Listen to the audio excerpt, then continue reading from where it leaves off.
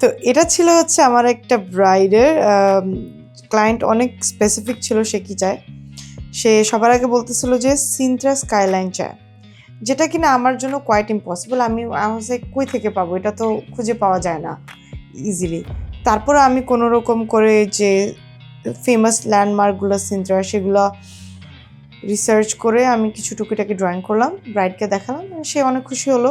পরে এটা ছিল হচ্ছে আউটকাম।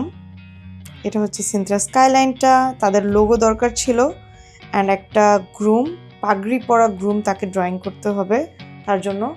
অ্যান্ড অন্য হাতে এলিফ্যান্ট, চায়ের cup, coffee cup mainly, and একটা ব্রাইড। এগুলো ছিল তার রিকোয়ারমেন্টস, অ্যান্ড এটা ছিল ওয়ান অফ মাই ফেভারিট ব্রাইডালস।